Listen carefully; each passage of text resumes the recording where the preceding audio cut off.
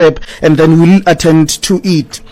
And there's little over a week now remaining before the cut-off for submissions to reach the Parliamentary Committee on the proposed amendment of Section 25 of the Constitution to allow for expropriation of land without compensation. And the committee published the bill in December and has called for comments to reach it before the 31st of January this year, 2020. And for expert analysis on this, we are joined on the line by Peter Setou, who is the Chief Executive of the Vumelana Advisory Fund, a non-profit organization that works with beneficiaries of land reform. Setou, good evening and welcome to UFM. Good evening to you and good evening to your listeners. Thank you so much. This is this amendment, is it the silver bullet that will solve all South Africa's land and poverty problems?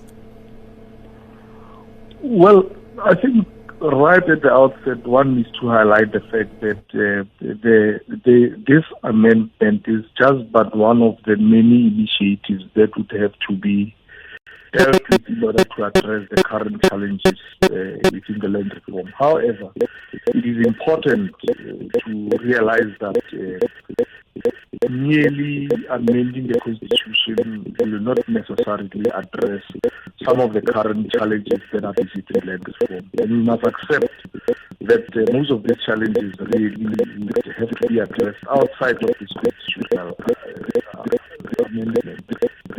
And there are obviously those who disagree with government, and they have dismissed this bill as unnecessary, arguing the Constitution actually allows for expropriation of land without compensation, even without this amendment that we are talking about. How true is this? Well, I think in response to your question, one really needs to look at the draft material, really to see what it is that it seeks to achieve. If we look at the memorandum on the objects of the bill, it really says it intends or it's an attempt to make explicit that which is already implicit, i.e. that male compensation is accepted as a legitimate option for land reform. So if you say something is implicit, you are actually saying this already exists in the Constitution as it is. So all that this bill really attempts to do is to make it explicit. So that's the first thing that is the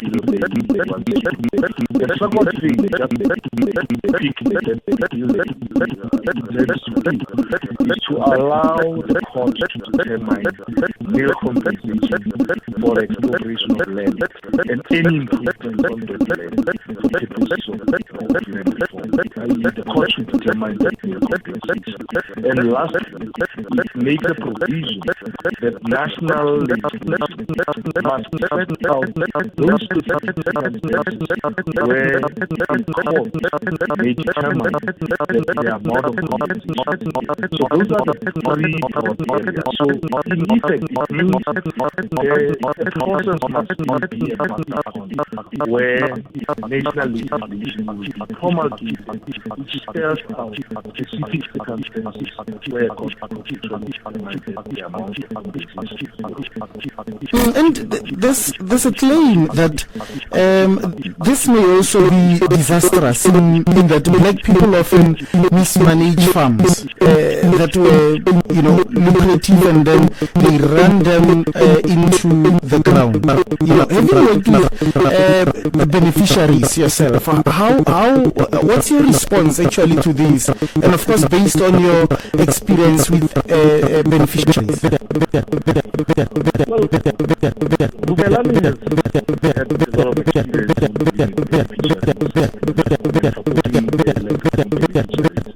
at the outset, we need to emphasize that there is a need to balance the manner in which the land is really acquired and how it's used. I mean, the current debate is somewhat skewed towards or reduced on more.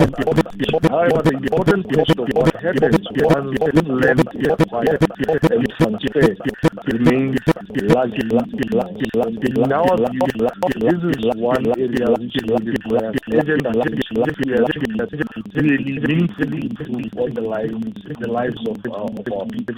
If we look at the land reform as currently, in excess of 8 million hectares has already been transferred to the beneficiaries of the land reform to black people as well. While there is some pockets of a great number of these farms that we find pointed out remain unprotected, which really poses a threat to agricultural production, and there's also many job losses in some of these resources. In our view, failure in the land reform includes a variety of factors, not like things like society think that this constitutional as a matter of fact. I mean, chief amongst those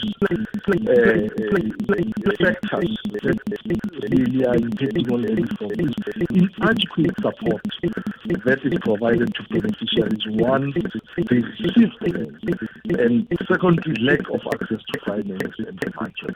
This, in our view, are the key areas that need to be addressed. And as Vumelana, we have been supporting what we call community-private partnerships, which are really partnership arrangements between private sector and the community that acquire access to land under the land reform program.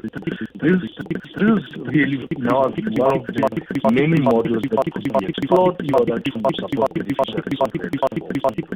Our experience has really shown that such partnerships have got multiple benefits. Firstly, they help to plug the skills gap and improve the commercial viability of the business enterprises. Secondly, they improve agricultural output and provide and lastly, they help to develop the rural economy. And very briefly, partnering with the private sector is the most immediate way to which we can address some of the challenges that present the land reform program. we unfortunately are out of time, but I think I should squeeze this last one to you in a few seconds, Mr. Stone. The issue of